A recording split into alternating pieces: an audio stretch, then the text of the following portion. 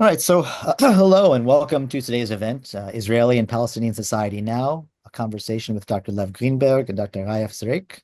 I'm Ken Moss, the Harriet and Ulrich E. Meyer Professor of Jewish History and Director of the Joyce Z. and Jacob Greenberg Center for Jewish Studies.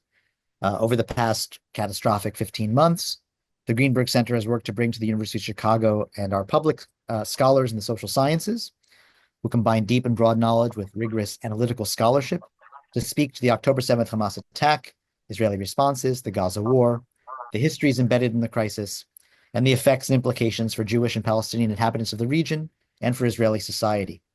Previous speakers in this series have included Ofer Ashkenazi, Lena Dalashe, Ari Dubnov, Susanna Heschel, Eva Iluz, Nadim Karkabi, Menachem Klein, Eli Lederhendler, and Dalia Scheinlin, among others. And I note that recordings of the previous events can be viewed on the Greenberg Center's YouTube channel, which is accessible from our website if you go to the Greenberg Center at the University of Chicago. Further events in this series are upcoming. Dr. Limor Yehuda will be coming in March and Dr. Jeff Levin in April, so please keep an eye out. I'll also take this opportunity to note that this series is, of course, only part of what the Greenberg Center does. We have a rich program this year, as every year, of lectures and events related to many other facets of the Jewish experience and the other histories entangled with it, both present and past.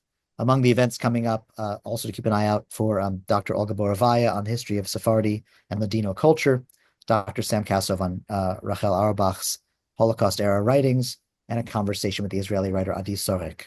With that, I turn to our esteemed guests, Dr. Lev Greenberg and Dr. Raef Zreik. Lev Greenberg is Professor Emeritus in the Department of Sociology and Anthropology at the Ben-Gurion University of the Negev.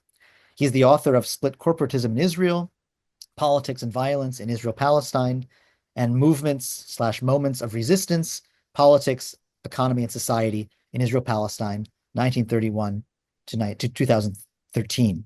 Also the author of numerous articles and essays, including Neither One Nor Two, Reflections about a Shared Future in Israel-Palestine, and Between Kaplan and Hawara, The Regime Breakdown and the Role of the Military Society in Defending Democracy. He's the editor and author of many further works, and he's held visiting positions at UC Berkeley and Dartmouth, among other places. Dr. Raef Zreik is a jurist and a scholar, a lecturer on property law and the theory of law at Ono Academic College, and a senior research fellow at the Van Leer Jerusalem Institute. He was also academic co-director of the Minerva Humanities Center at Tel Aviv University between 2010 and 2022. He holds first and second degrees in law from the Hebrew University of Jerusalem, an LLM from the Columbia Law School, and a PhD from Harvard Law School. An expert in political philosophy and the philosophy of law, his research addresses questions pertaining to legal and political theory and issues of citizenship and identity, Zionism, and the Palestinian question. Among his numerous publications, recent works include the book Kant's Struggle for Autonomy on the Structure of Practical Reason, and essays Réflexions sur la politique palestinienne, War and Self-Defense, Some Reflections on the War in Gaza, and Colonialism, Constitution, and Democracy in Kriot Yisraeliyot, and among many others. Dr. Zreik and Dr. Greenberg will be joined in dialogue by UChicago's own Dr. Orit Bashkin. Orit is the Mabel Green Myers Professor of Modern Middle Eastern History in the Department of Middle Eastern Studies and author of, among many, many works, Impossible Exodus, Iraqi Jews in Israel. And with that, I turn this over to Orit. And so we feel very, very lucky to have our two esteemed speakers today talking to us about what's going on in Palestine and Israel these days. I'll just make a general comment as somebody who just visited Tel Aviv and sort of that.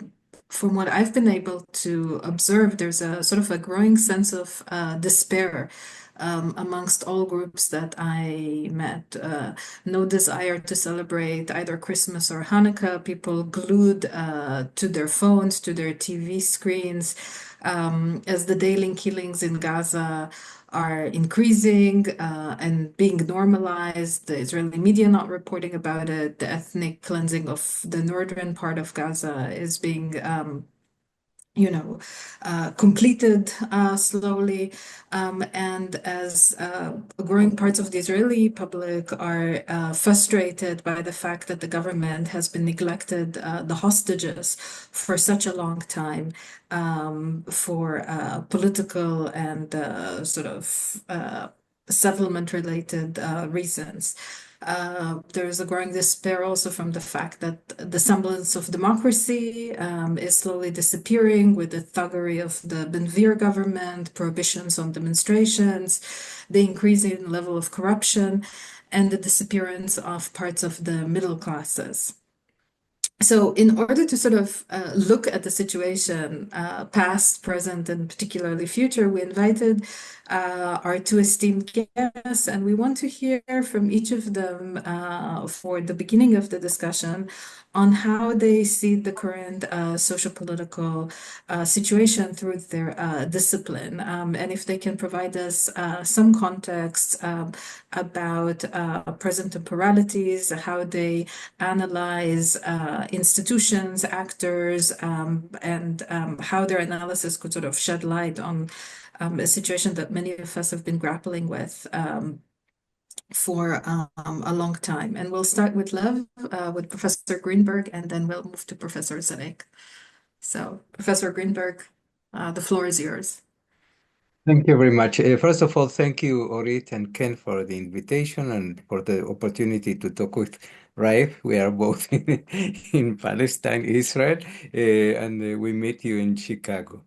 During the Second Intifada, I was invited with other Israeli and Palestinian academicians to talk together about the crisis. The idea was to show that we can appear together and have a dialogue despite the polarization of the public opinion, something similar like here. In times of acute conflict, there is a tendency to take sides.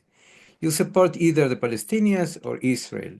This is obviously a very simplistic and superficial reaction, and now this polarization prevents a better understanding of the situation.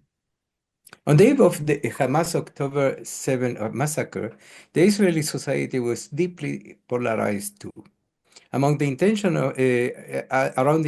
of the present extremist government to cancel the autonomy of the legal system, which was interpreted as an anti-democratic putsch of a government which prioritized the expansion of the settlements and the violent attacks on Palestinian villages. However, the organizers of these demonstrations ignored the military occupation on the West Bank and the discrimination of Palestinian citizens of Israel. The defense of democracy was, in the name of Jewish and democratic state, not democracy itself. Mass demonstrations defending democracy took place every week, and sometimes even more frequently. Reservist soldiers announced they will refuse to serve under this present anti-democratic government, while the Minister of Security called to halt the legal overhaul because the internal divisions weakened the military. He was fired. A mass general strike after spontaneous popular protest succeeded to change Netanyahu's decision. The internal polarization was considered a sign of weakness that encourages Israel's enemies to attack. This is the reason that the first reaction after the October 7 massacre was to unite and fight. And the uniting slogan was, "United we shall win." The support of the first bombing retaliations and revenge killings of civilians, women and children were consensually supported given the shock of the devastating videos of Hamas violence against civilians. I would like to emphasize three basic facts since October 7. First, the Israeli society and polity remained divided despite the consensual support of the war. Mutual blaming between government and opposition, who is responsible for the attack, and also between the military elites and the government continue. Second, the media is mobilized to support the legitimation of the war and show almost nothing related to killing and destruction caused to Palestinians, as Orit mentioned. Third, the most dominant mood is the feeling that we, the Israelis, are the victims of the situation, and every critique of Israel is rejected and labeled as anti-Semitism. The lack of resistance to the war is a continuation of the lack of critique of the occupation by the opposition and protest movements before October 7. Now, the call to end the war and the occupation is increasing, although mainly due to the linkage between liberating the hostages and ending the war. This is the demand by Hamas. The disastrous reaction of the Israeli military, polity, and society to the Hamas massacre is devastating, but it cannot last for much longer. We are living in a historical turning point. My sociological approach to history is path-dependent, and in order to comprehend the present crisis, we need to analyze it in historical context. In my view, this is a tipping historical moment. There is no way to return to the pre-October 7 domination regime. The questions are: what was the domination regime, how it was maintained, and why we cannot return. From my analytical perspective, the Israeli-Palestinian relations combine colonialism, settler colonialism, and ethno-national conflict. I'll present here a brief, very brief, in less than 2 minutes, of a brief description of the historical bending of the regime of domination and the deterioration to the present crisis. The occupation of the West Bank in Gaza Strip in 1967 created a colonial regime of military and economic domination, but also started a new wave of settler expansion initiated by a zealot messianic movement. The Palestinian resistance forced the IDF and later the political and economic elites to recognize the national rights of the Palestinians and negotiate with the PLO, leading to the so-called peace agreements. This was, according to my analysis, a moment of democratization of both national polities. In my view, peace and democracy are deeply linked. Rabin assassination by a zealot settler started the anti-democratic violent path that culminated in the Hamas attack and the violent Israeli violent reaction. The most extremist religious nationalist forces became dominant in both national communities, and they cooperate, enhancing each other. I have no time even to mention the main turning points in this process in the frame of timing I have here, but you can ask questions. Netanyahu's claim that Hamas is good for us, this is what he says, and the financial support he facilitated before October 7 is the most clear evidence of the mutual support. Hamas is good for us before the attack had two different meanings. It was good for a divide and rule regime, weakening the Palestinian authorities, and the other meaning was that it mobilizes the Israelis supporting retaliation and war. The present violent clashes during the last 15 months keep Netanyahu in power and mobilizes support for the war.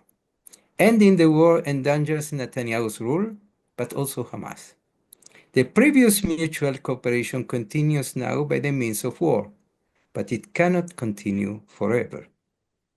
The pre-October 7 divide and rule cannot continue too, and this is the point. It was based on the blockade of Gaza and periodic mowing the grass bombings, and on security cooperation with the Palestinian authorities in the West Bank. Whatever arrangement will take place here, after Israel draws, it will include international mediation and Palestinian forces ruling Gaza. In my view, the Israeli polity is currently unable to produce a positive vision of the future. Society is deeply divided, and the political opposition is neutralized by their support of the military elites and the war. At the moment that violence stops, the political questions will emerge, necessarily will emerge. And then politics will start. Now we are not doing politics. This is the main reason why Netanyahu will try to continue the unstable security situation in Gaza. And if he cannot continue in Gaza, he will continue it in Lebanon, Syria, and beyond, because we have enough enemies to continue provoking insecurity. Raef, your answer. Yes, can you hear me? Yeah, we Yes. can hear you. Yeah. Yes, after such optimism, what can I add? All looks so good. So let me formulate the brief points that I want to raise somehow in a form of questions, somehow in the form of reflections, so that we can open somehow a debate. The first question is, what is the relation between 2023 and 2024? By 2023, I mean depend how you want to call it, the judicial overhaul, the counter-constitutional revolutions, the changes in the regime. What this government was offering is a change in regime, actually. And 2024 is the war on Gaza, ethnic cleansing, and genocidal war. And one should read these two events, probably try to see what is the connection between these two events. As long as we read the internal question, that is question of democracy, separately from the so-called external question, the question of occupation, I believe that there is something in the conversation remain missing. I'm not suggesting that one question is reducible to the other, but we should think in what sense the external question is internal and the internal question is external.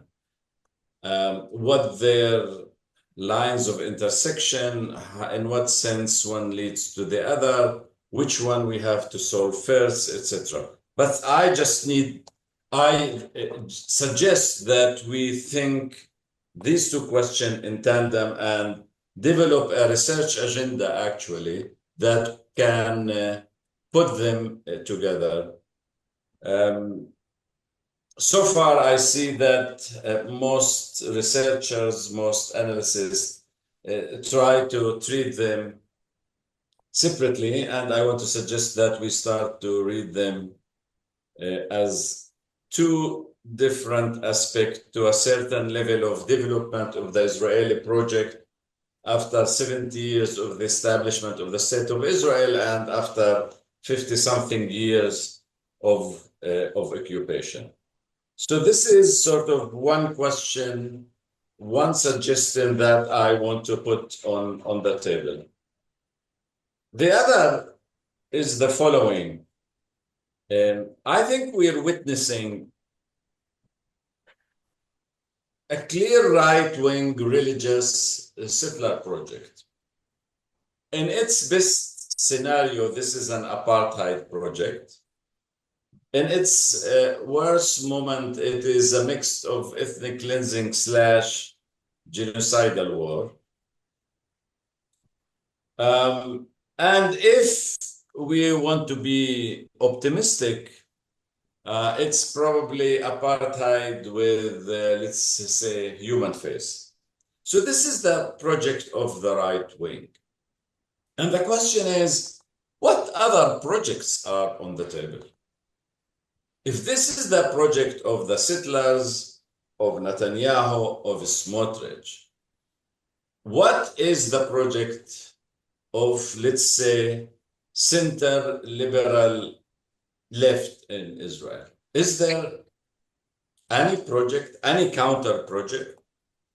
If domination, hierarchy, supremacy is the project of the right wing, what kind of project would allow the left to organize itself?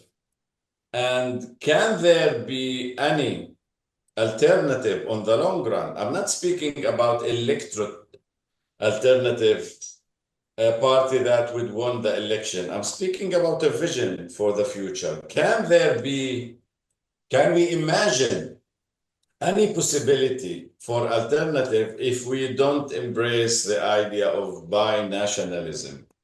That is equality for the two people on the collective level as a group and on the individual level as citizens. This could be in two-state solution in one state, in a mix of two states and one state, federalism, confederalism.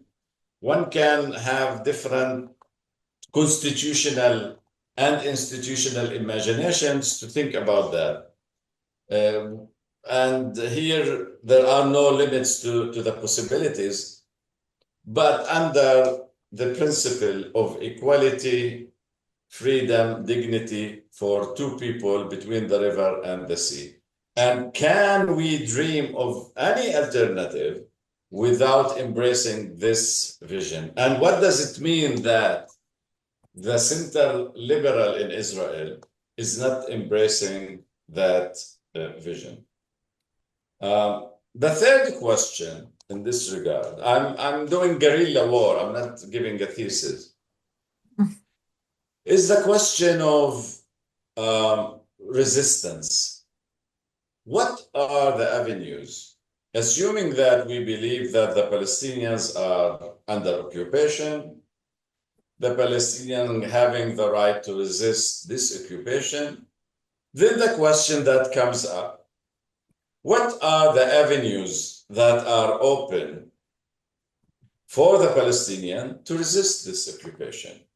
And can the Israelis sort of overlook this question? And what does it mean to overlook this question?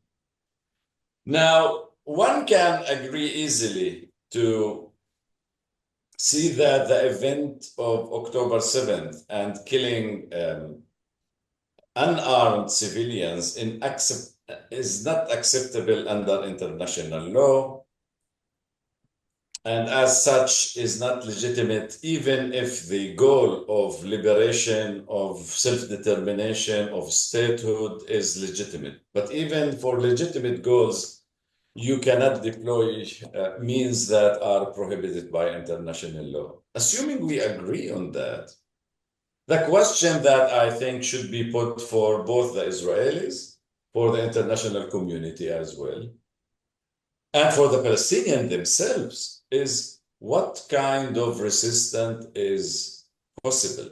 Because we're not seeing as any solution in the coming future. And then if we assume that the Palestinians will not surrender, and they will not surrender, then the question, what are the avenues that are open for resistance, is a crucial question. Because Israel have delegitimized any possibility for any kind of resistance. So it's not only that targeting civilians is terror, but attack on military targets is terror. Not even that. BDS is terror. A call for boycotting, for singers to boycott Israel is a cultural terror. Calls for a sports team to boycott Israel is a sport terror. Going to international legal procedure is a legal terror. So notice the contradiction in terms, legal terror.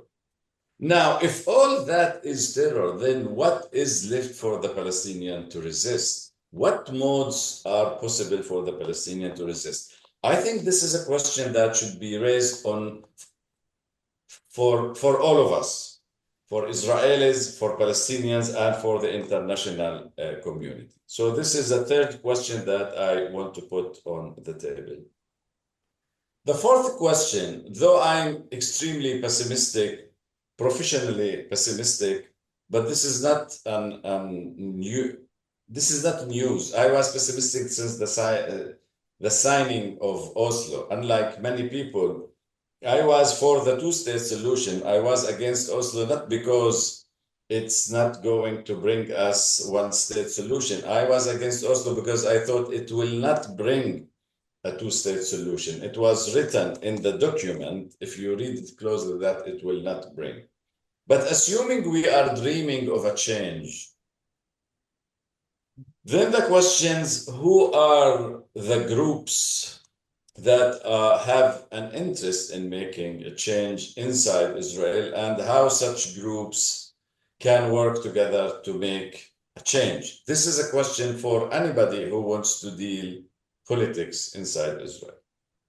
The last question that I probably would like to put on the table, or suggestion or idea, is something that Lev alluded to, but I think I have a different take on it. Most people think of that as long as there's war, as long the guns are talking, sort of, politics has to wait. So that politics is in the shadow of war. Not only the continuation of war, but it's in the shadow of war. And in this regard, I think that this paralyzes politics. And probably, and this is a suggestion less than a question, probably one should do politics while war continues so that we can view war in the light of politics. People who are leading this war are interested in silencing politics, that is, silencing people. And I think one of the things that probably everybody interested in bringing this massacre to an end is to reclaim politics and to put war in the corner so that we become to think about war through the lenses of politics. And I will stop here.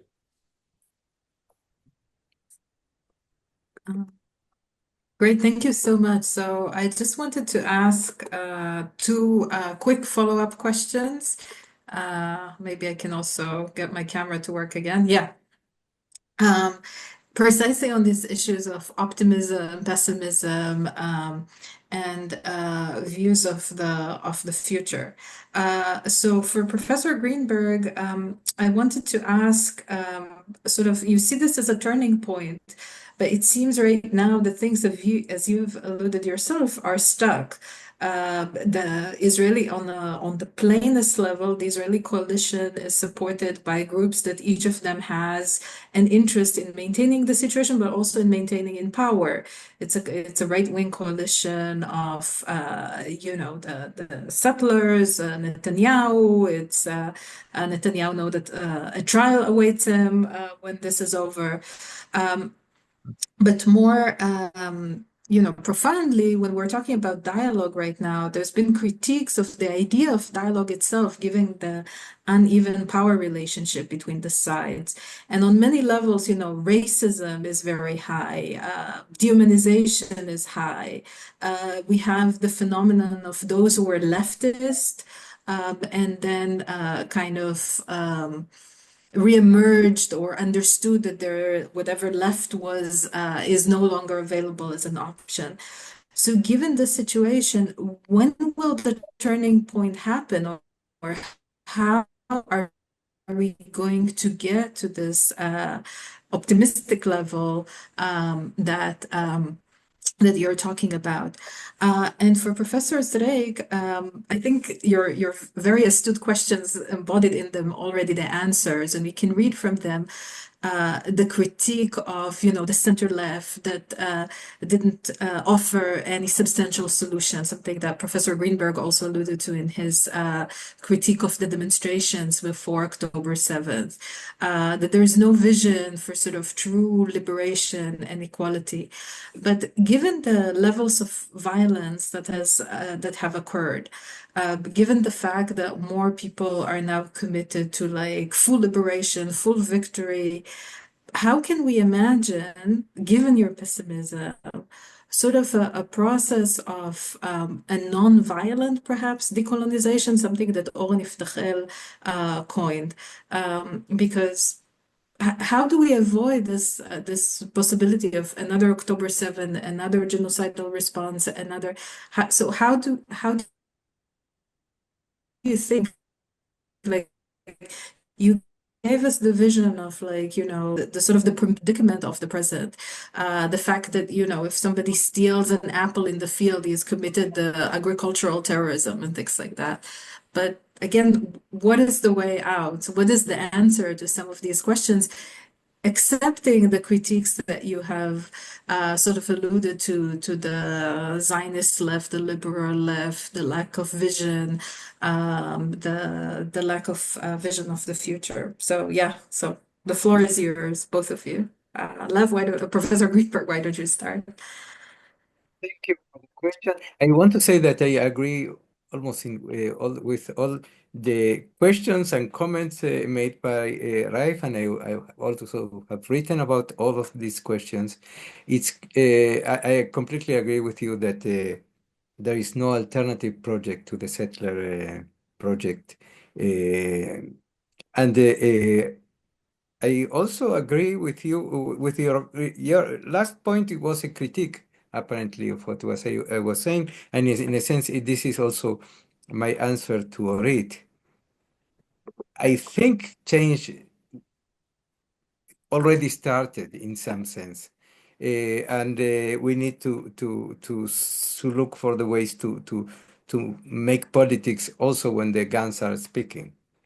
And part of it, if you want, is tomorrow evening there is a meeting of soldiers against the war. And I think you know that I was from the first conscience objectors in the first Lebanon war. This is the one of the elements that I think, as much as the war continues, it will increase, is the opposition to the war itself. And this is a political struggle. You cannot call it. And this is something that it will influence the military, and the military is in a disastrous position because it has completely no capacity to discipline the settlers in the military, and the zealot messianic forces inside the military. So this is something that will cause change, but I don't know at all in what direction.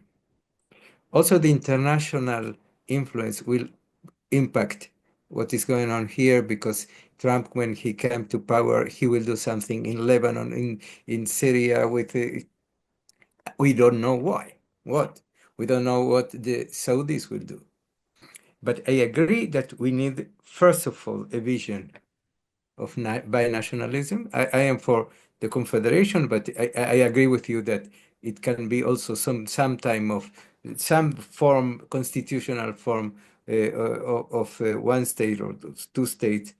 We need a vision, and we need political forces starting to work together. And in this sense, I think Orit didn't mention, but I think the role of Palestinian citizens is very peculiar in this case, because they are in both places.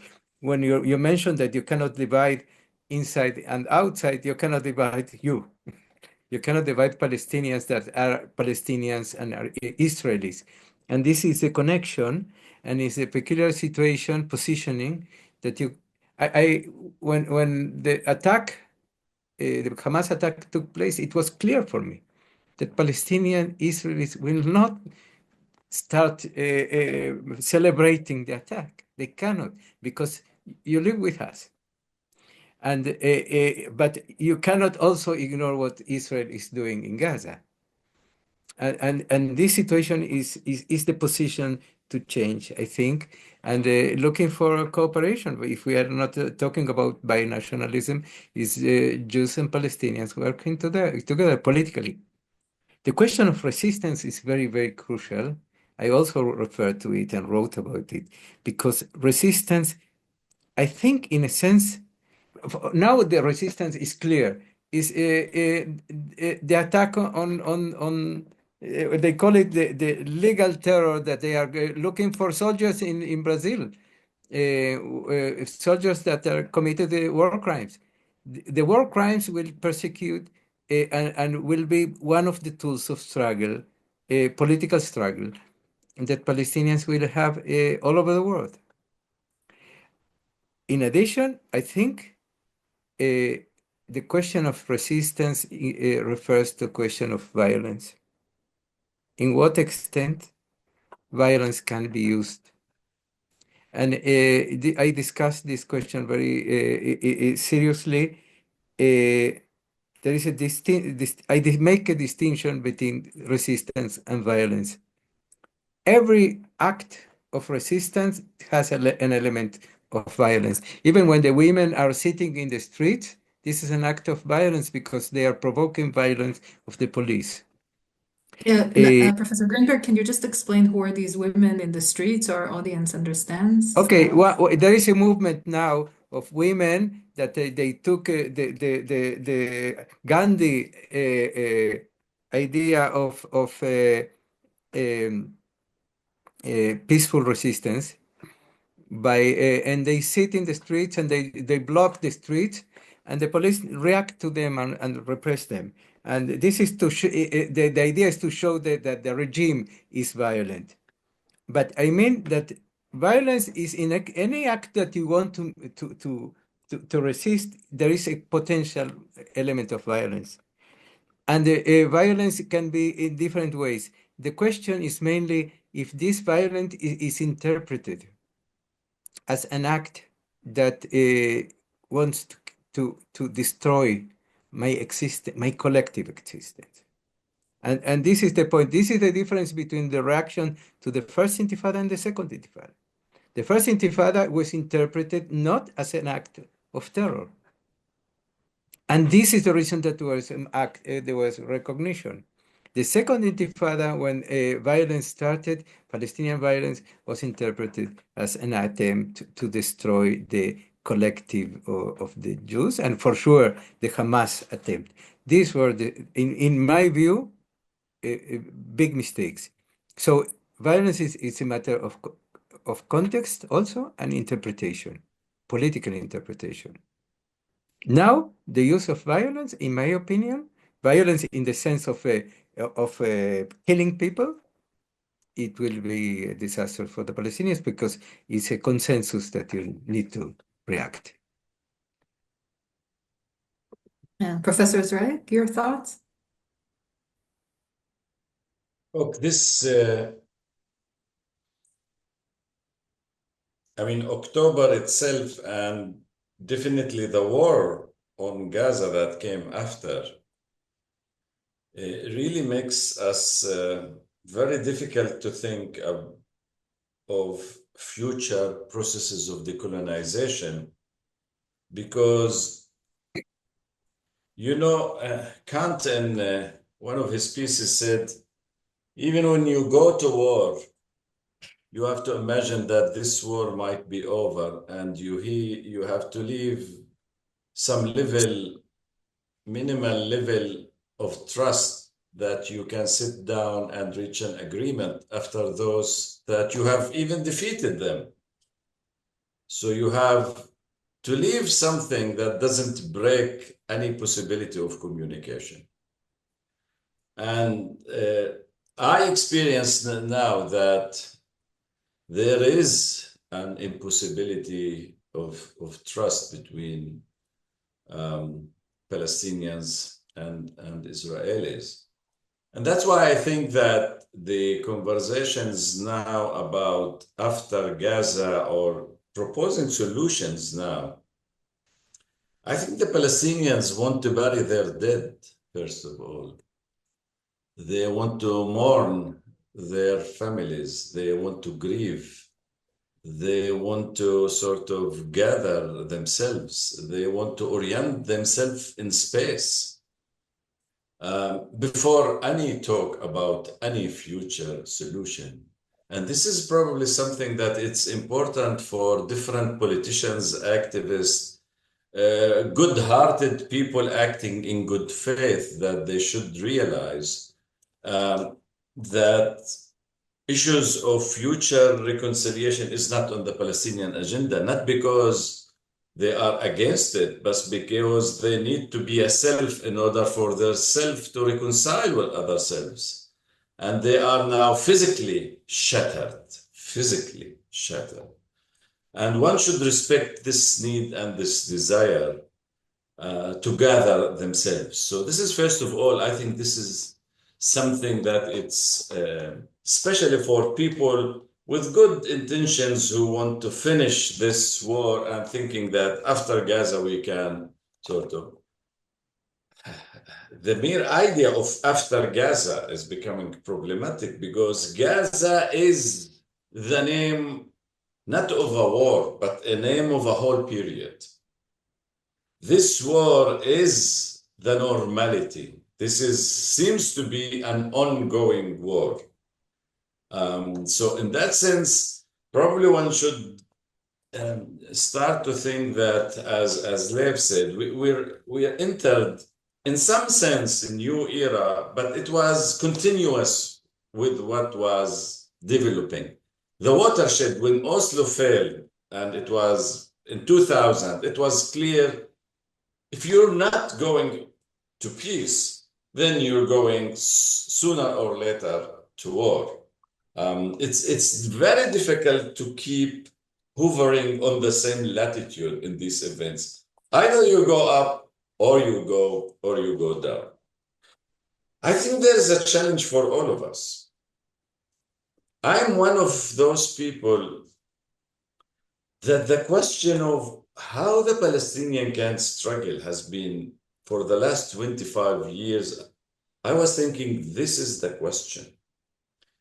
Because the Palestinians are being put in a situation post-Oslo that they don't know how to struggle. There is no manifest occupation. There are no soldiers in the street. And what does it mean to resist in this situation is more complicated. In the first Intifada, you throw stone on a soldier and you're expressing your desire for freedom and you want to see soldiers out. But this doesn't exist exactly. So how do you resist is becoming a question that is far more difficult.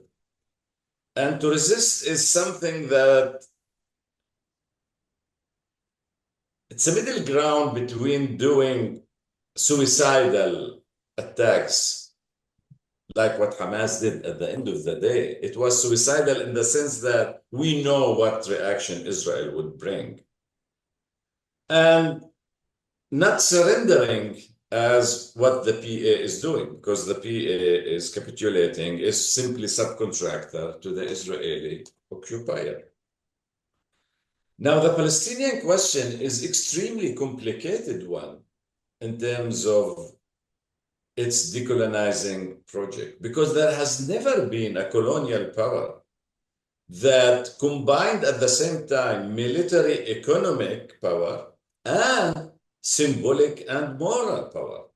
There has been nothing like that in history, that the paradigm of morality is sort of supporting Israel after the Holocaust. And that's problematic, how you can struggle against a state that it's not a pariah state even after the genocide, even after being accused its leader of genocide, it's still not a pariah state. How can you struggle in such a situation? And here you have to find a way of struggle that at the same time, it's not surrendering and it's not suicidal. The issue is that those who want to reach compromise with Israel, like the PA, are not ready to struggle. And those who are not ready to reach compromise are the only one who resist. So you have people who are resisting and not ready to compromise, and people who are ready to compromise are not resisting. With that, you cannot do politics. You have to do politics that allows you some level of resistance that opens space then for negotiation, because any resistance is just a prelude to negotiation. So the Palestinians are trapped in this situation. The Israelis don't help them, of course. They actually, even if they manipulate the Palestinians, they don't leave much room for what could be considered a legitimate struggle.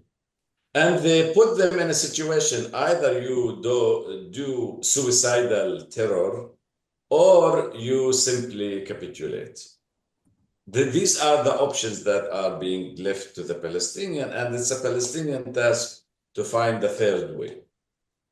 Now, not only the Israelis are not helping, it's basically the US. We're acting with a certain environment, international environment, and the international environment is not helpful these days. The climate is very bad. The wind is very bad. But all that has been said, it's always good to remember old Bertolt Brecht. He once said, it's time. It's the only hope for oppressed people. Time. In what sense time? There are always processes that we don't see. No matter how smart we are, there are undercurrents that we're not able to see. Who could see the fall of Assad within 1 week just collapsing? Nobody. Nobody saw even what was going on in South Africa within just a few weeks. I was in Berlin in August 1989. I met with people, with university professors who claimed that the two Germanys are two nations already. They couldn't be united ever again. So sometimes I tell myself stories that there are always things that we don't know. Usually, ignorance is a good friend of hope. Yeah. So can I follow up with one last question and then we'll open it up. So again, with the binary of pessimism and optimism, while there is no great hopes from the regime that is about to appear in the United States under Trump, at least in the past year, there's been a lot of pro-Palestinian activism in American campuses. Scholars, intellectuals have expressed very strong positions. And these positions were articulated before, they're not new, but the extent to which they circulated is certainly new. There's also, I think, a shift in American jury position on Israel.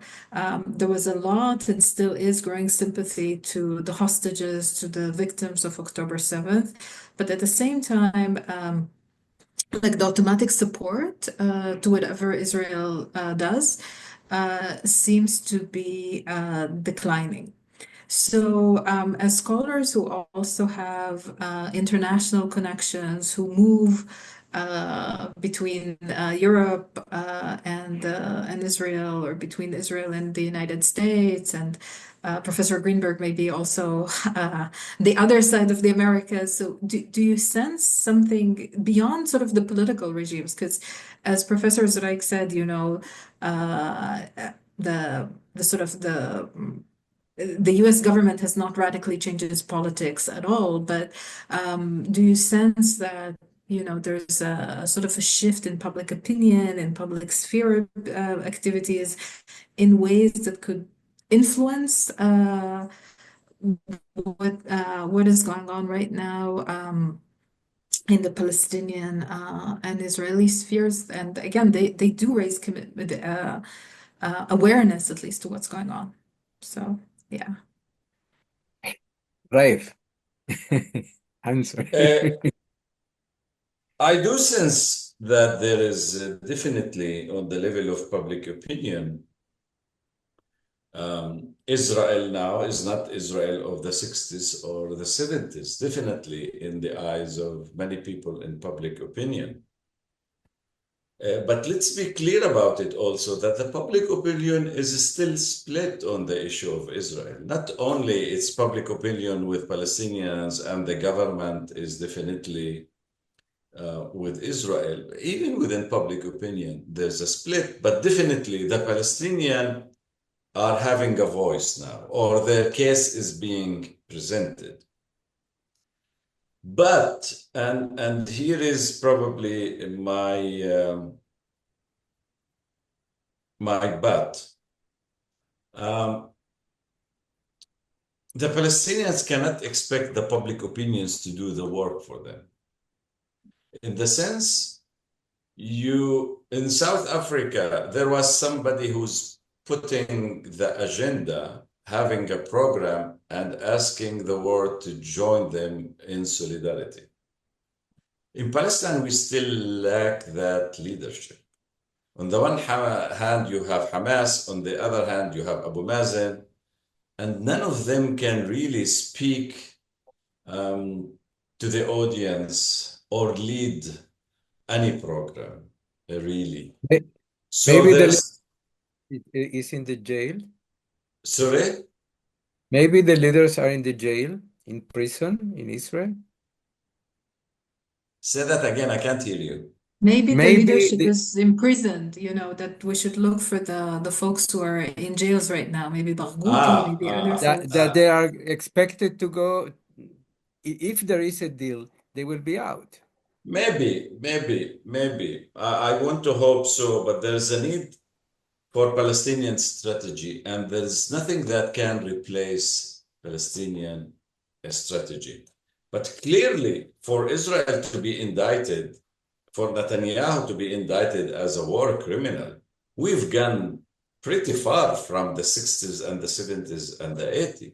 And one should not underestimate this change. But how this change can brought to be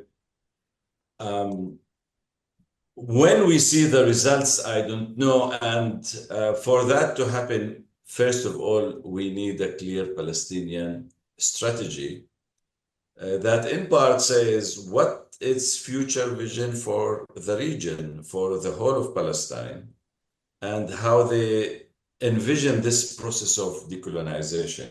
Because decolonization is not only fighting colonialists, but also offering a vision what comes after this situation of colonialism. But it seems that probably our case is difficult. But as I said, there are always surprises that can come. And I say that really from looking at cases in history where you don't know where changes can come. There are always undercurrents. So there's no excuse for us not to do anything because we are pessimists. That's what I want to say.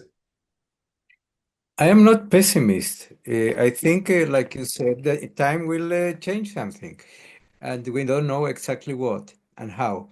In my view, it's clear why the Palestinians cannot produce leadership. Are divided at least in 4 groups, if you want 5. Israel, the citizens of Israel, West Bank, Gaza, East Jerusalem is a different category, and the refugees.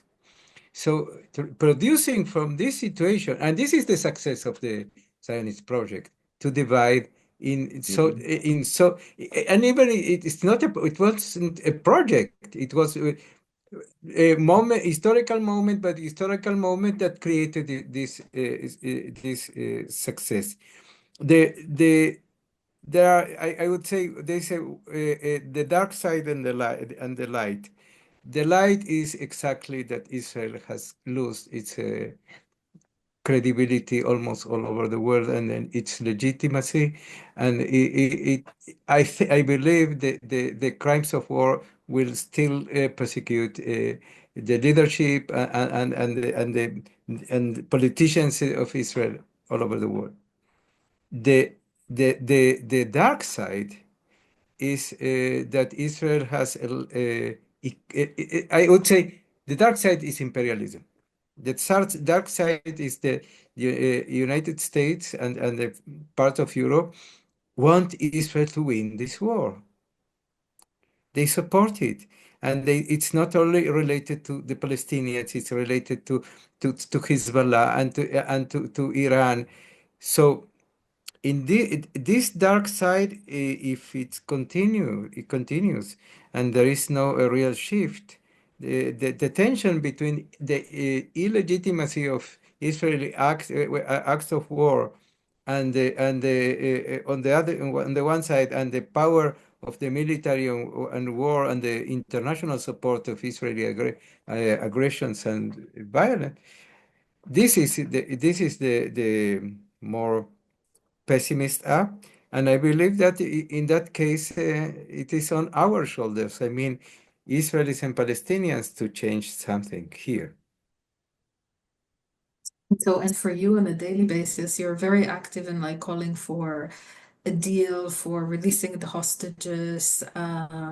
So you're very active in groups that don't necessarily share your vision on Palestine, and at the same time, you're also active in groups that have a very different vision of Israel from the Zionist left, let's say. So how do you negotiate between these two positions, where your struggles and activism are divided between working with the victims of the 7th and bringing about a hostage deal, and then at the same time having a complete different vision of what the state should look like?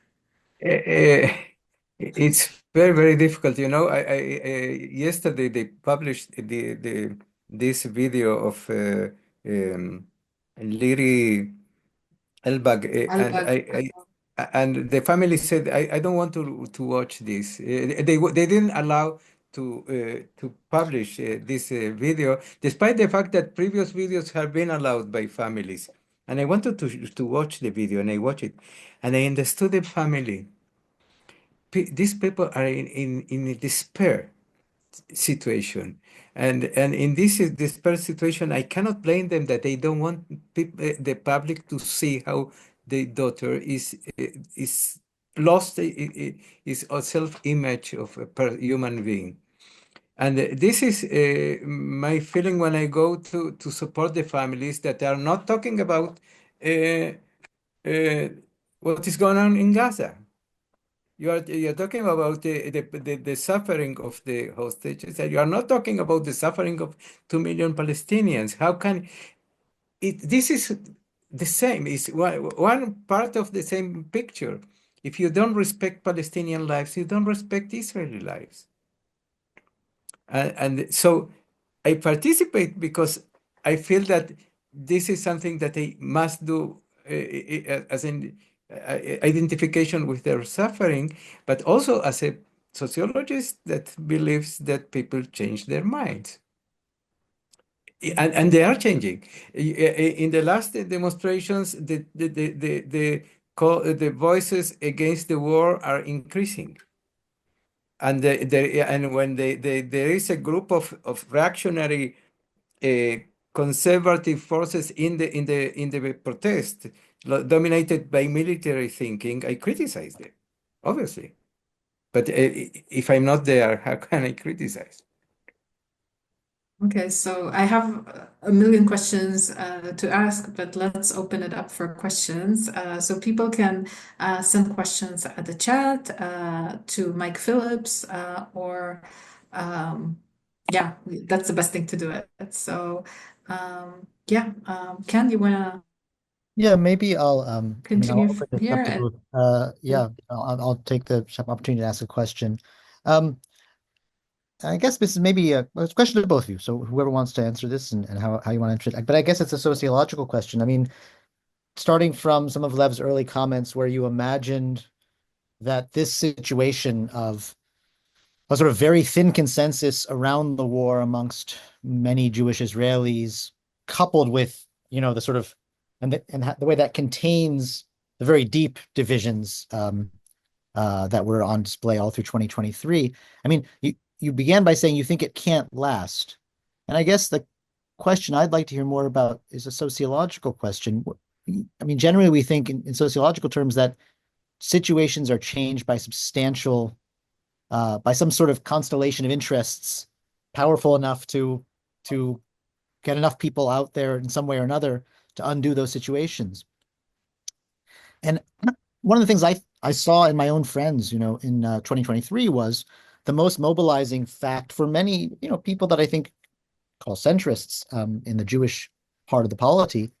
The mobilizing fact was the sense that they suddenly really saw, rightly or wrongly, but they really saw that their kids had no conceivable good future because of the way the forces that are now aligned in the current government envisioned transforming Israel and Palestine, envisioned transforming Israeli society in the first instance. And this was often framed in relation, of course, to the secular religious Kulturkampf, right? Uh, uh, so I guess, but that got people on the streets who had never been on the street before. And I would say, one of the things that happened with the October 7th massacre, and also with, what became clearer and clearer with Hezbollah plans, or at least capacities to do something on the same scale, on the same sort of much larger scale, was that the Jewish people's sense of where the future, the danger linked to the dangerous future was suddenly reunifying. There's a sort of divided world of seeing no future. I leave aside for a second, of course, that Palestinians even more so are in a situation where they see no future. But I mean, there's sort of a sense of no future if you're not part of the society that supports the coalition. But there's also this remade sense of a future of where war is imagined as the only option. So, what are the circumstances under which substantial parts of the Jewish population could prioritize the former over the latter, and be pulled back into the streets? Is it simply people starting to, realize they're going to lose their kids if the war continues? Is it an economic crisis? Is it an awareness of growing isolation and the way that really constrains people's hopes for a sort of, it's called normal bourgeois life? How are these things going to play out to make the situation unsustainable, in your view? It's very difficult to foresee how things will change, precisely because there are events that you cannot know in advance. But this feeling that Israel has no future that existed before October 7 now has increased incredibly. And there is a lot of data about Israelis leaving the country. And these people, I was talking with my wife, are not the elder like us, and they are not the young people that are serving in the military. These are the people, people in the 30s and 40s, that they have kids and they are thinking about their future, and they can afford leaving the country. Not everyone can afford it. So, in what moment people can return to the streets as they were in the past is not clear, and I'm not sure. And this is an important point, that the numbers of people in the street is decisive.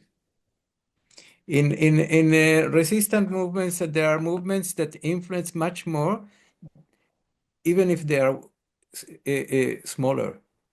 A classic example I always give is the Black Panthers in Israel. They never had more than 10,000 people in the streets, but their impact in Israel was incredible.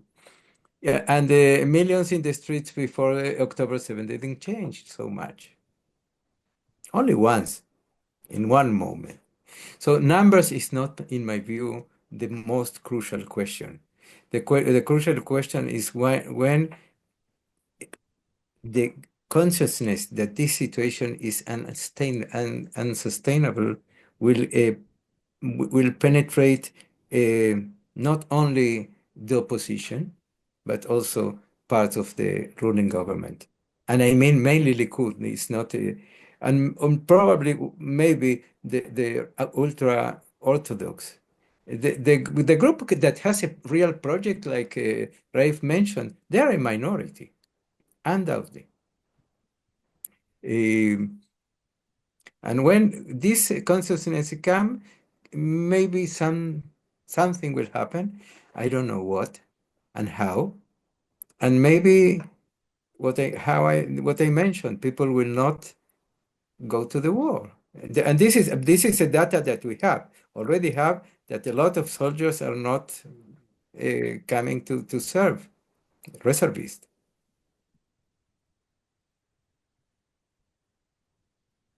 So it is open for questions to those who are with us, and one of our audience members proposes that that geography. I think he's asking to hear more. He writes, politics versus no politics. Is this an either-or question? For example, dialogic activism remains possible in the diaspora, even if near impossible in Israel/Palestine. Geography is becoming increasingly irrelevant, and this event is proof of this.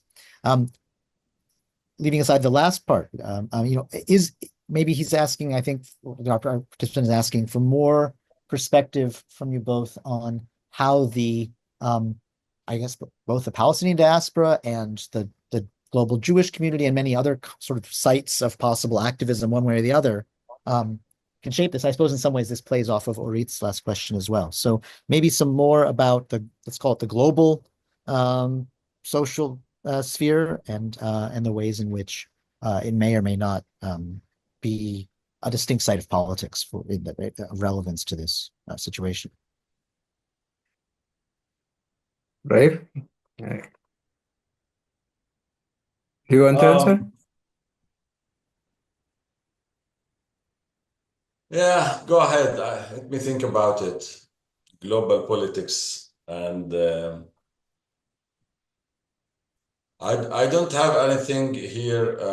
Until now, the Palestinian diaspora, as I said, they are active without high level of coordination. So it's like more a guerrilla war, without a center leading them, how to do that. Compared where Israel has the budget, has the government, has a ministry of, it's more organized, way. When you said geography doesn't matter, I was thinking in terms of military strategy. Geography doesn't matter, but then it turns out to mean that you can do politics whenever you are. And in that, I agree, because this war, I've seen that actually this is not an Israeli war on Palestine. This is sort of Israeli-American war on Palestine, Israeli-American-German-English war on Palestine, and that Palestine stands for something. If there are so many powers, superpowers, are leading this war alongside Israel, then there must be something in Palestine that they want to sort of overkill. And it's interesting, what is that thing that they want to see in Palestine? So is it that they want to solve the Jewish question in Palestine and the existence of the Palestinians stands in the way? Or that there's a deep feeling that the white European Atlantic tribe feels that they cannot control the world anymore without war. So there's a feeling of the whole West is doing a war of self-defense. It's not only Israel, but also the white Americans and the white British and the Germans, they feel that they are under attack. So is the war on Gaza a symptom of a sort of drive to kill on the part of the white Western tribe in general? And if that's the case, then this is a global war that wherever you are, you can do something about it. But at least Gaza should make us aware that this goes more than just an event on October 7th. It revealed something, as they say in the philosophy of history, historians don't like that. It's a contingency that shows some deeper necessity. It was just an event, but an event that probably shows a deeper necessity. Until now, I don't see the Palestinian diaspora acting in concert in a way that can do the necessary change. But the future can bring that, because unlike the 60s, 70s, or 80s, you have hundreds and thousands of Palestinian professors in American universities on campuses with allies and with friends and with students So I do believe that numbers on the long run matters. And geography, unlike you in this regard, does matter in the region. You see the Yemenites, few Houthim, they're closing the Red Sea, and that really matters. That's why sometimes I'm a fetishist, I'm a religious, I don't know, but Israel, as it continues, it can't have a future. I'm not like those people who think that in a few years Israel will collapse. No, within a few years will not collapse. But on the long run, I don't see how it can have a future in this way. If you want to fight everyone all around, I don't see. It's not that it would collapse because they will lose the war. It wouldn't be simply attractive enough for people to live here. That's all. So can I follow up on something that you said? Because I'm looking at it both as somebody who goes quite often to Israel and being sometimes woken up by the Houthis more recently, but also somebody who teaches here. And so, when you said, Hamas has this kind of suicidal position on resistance, and the PA, are corrupt and completely lost. I think since 48, people have written about resistance in cultural terms, in terms of the armed struggle. There have been enormous opinions on resistance from what I know in sort of the history of the Palestinians themselves since 36, since 29, since 21, even after under the British mandate. So like is really the two options, Hamas and the PA. I mean, there's so much more in Palestinian collective thinking. And secondly, for the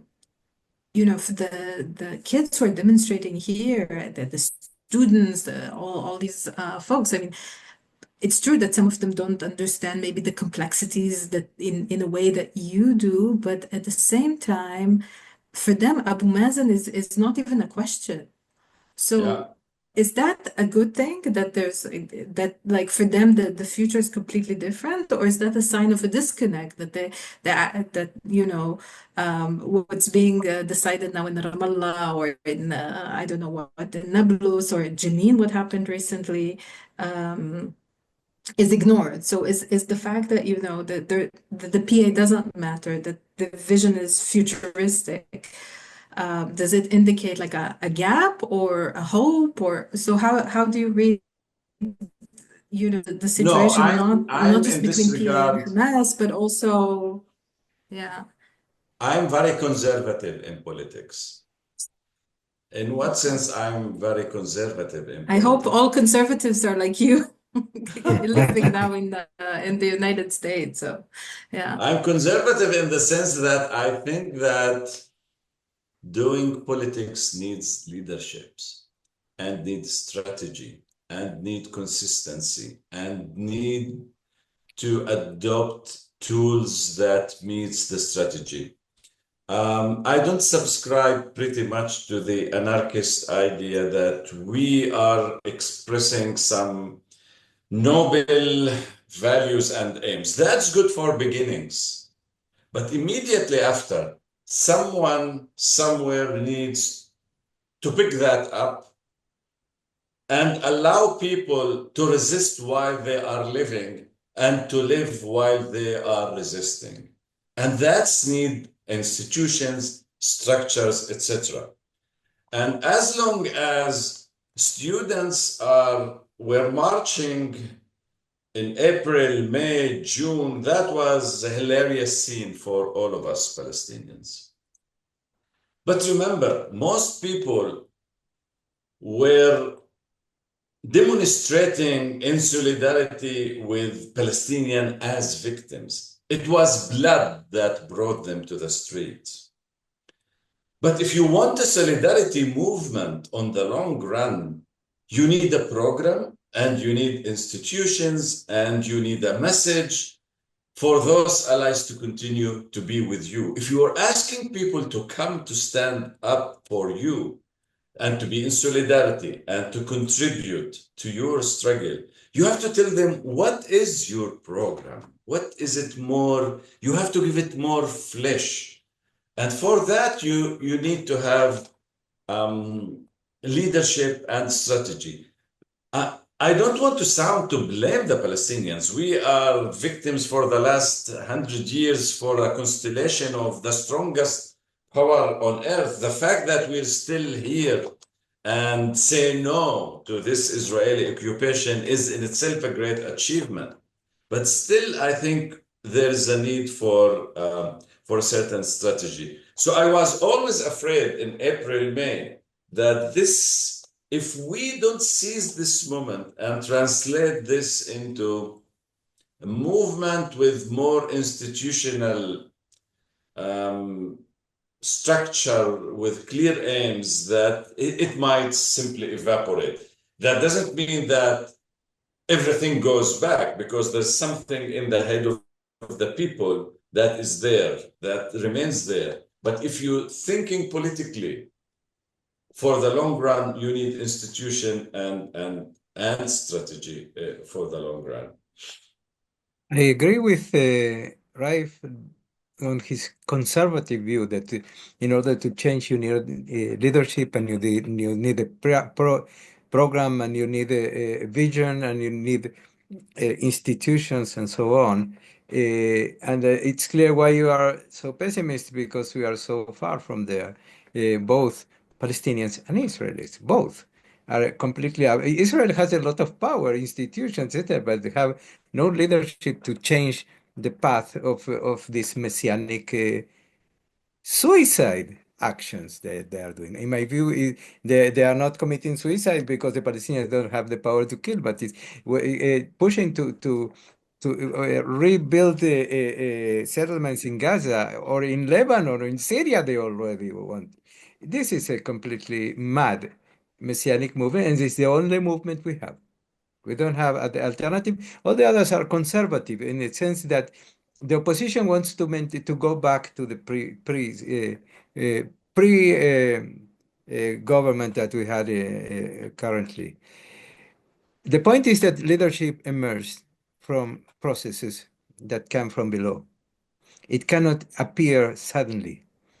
And it's very difficult, the situation of the Palestinians and the Israelis. The Israelis have some territory, by the way, geography. We have some territory that we can emerge. Palestinians are divided geographically in places that they cannot meet. So in the sense, the idea that the global community can help is serious, because you can, in principle, if it wasn't considered an act of terror, you could meet with Hamas people in Zoom. And with Fatah people, and say, well, let's develop a strategy. But this could be helpful if you have some capacity to develop a shared project. The projects of the Palestinians are divided. The project of the Palestinian citizens of Israel is to have equality. And and the project of the West Bank is different. The project of the Gaza is completely different from the project of other Palestinians. So in order to start changing, you need some capacity of civil society to start doing something. I agree that the Palestinians' resistance is remarkable. You mentioned 36. In 36, I was looking for some material from the British colonies, and there was an exchange between people, some officials of the colonial minister in British and French, and they were asking how they can continue half year of strike. In Syria and Egypt, they have 2 days of strike, and they finish. Here you have, and they didn't know how come. And they said, this is the most serious anti-colonial movement in all the world. and they are still fighting, and they are still fighting precisely because this is a part of an imperial project of the US and British and European. And unfortunately, what you didn't mention, Raif, today the will that Israel will succeed defeating Hamas and Hezbollah is also Saudi Arabia. It's not only so the reactionary regimes are supporting Israel too. And this is a fight that is incredibly how they can survive, but they will survive. And they will survive because they are a paradigmatic anti-colonial movement. In this paradigmatic situation, the very fact that they survive and continue fighting and continue, this is the most salient element. And this is something that also Israelis need.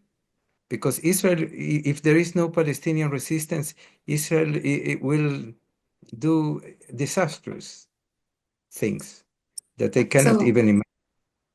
so let me ask you something that at least I experienced when I was there. So sometimes when I talk to, let's say, center left, I don't know any messianic people who want to settle in Damascus or Lebanon, unfortunately. But when I talk to people, I'm like, the war has to end. Yes, there should be a hostage deal, everybody for everybody. Yes.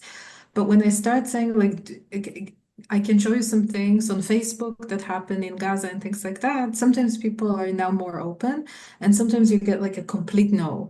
And it's like, after October 7th, I have no compassion to these people. There were expression of support where all these civilians were killed. Crimes against humanity were romanticized. It's either us or them.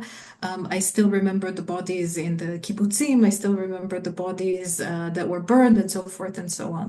So, and I think in the media, there's a lot about October 7th and all precisely because there isn't a hostage deal, and also because the dysfunctional state doesn't help the victims of October 7th itself. So, you as an activist, like how do you break this barrier? How do you sort of talk to people and try to sort of make them see what's happening, 40 kilometers across the border? Like, how do you do that? As someone You who's know, on the ground there quite a bit. I was invited to talk on Sukkot in the Leil Shimurim. I don't know how do you say. There's a night that people meet all the night and talk, and have different lectures or speak. And I was invited to talk in there is a camp and some tents of people doing a hunger strike and the families of those that have been killed and other people doing different strikes. I was invited to talk and Those killed on the 7th, right? yes, and the honor during the war. And I said, well, and most people that were invited there were religious rabbis, and because this is a religious event. And I said, well, it's a good idea to invite a sociologist, but because in order to understand what's going on, we need also sociology, because sociology is the matter of discovering the power struggles. And explained how Israeli politics have been destroyed and how the war is working on maintaining and how you cannot detach the struggle to liberate the hostages from the struggle against what Israel is doing in Gaza. And the audience was very attentive, and they said it was the. But my speech there is not political. It's much more analyzing the situation and showing how it is destructive for Israel, not only for Palestinians. And at the end, they asked me, "So the situation is so despairing. What should we do?" And I said, "Resist the war. The war is the point, and not of the hostages." The war is the main problem, and the war, resisting the war is what will also liberate the hostages as a byproduct. I think people can listen, but you need very specific setups and settings that allow you to talk. And this is not at all an easy job. I think our time is coming to a close. Raef, I'll offer you the last word if you want to add something here, and otherwise.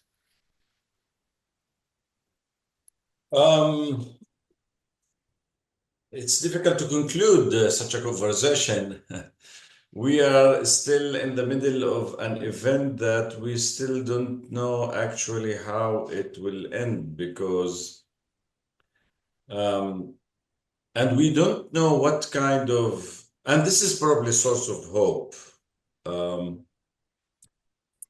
As long as there are guns, there are certain developments, certain powers, certain undercurrents in the Israeli societies that remain hidden. But we don't know what kind of constellation that might appear when this war might be over. And I don't see that it might be over very soon. But if and when the fighting is over, people might wake up to see that there are so many different powers in Israel that it's very difficult to contain what kind of dynamics that might happen. And I think, to go back to my first remark, sometimes people on the margin can all of a sudden find themselves in the center. And if there's a moment of unfreezing of the political scene, those who will win, those people who are clear, organized, have a clear, definite vision that they believe in. So it's never too late and it's never unimportant to crystallize an alternative vision to the current vision of the settler. I think it remains to thank our panelists and participants, and let's hope we all meet again under better circumstances. Thank you. Thank you for Thank the you. invitation and the conversation.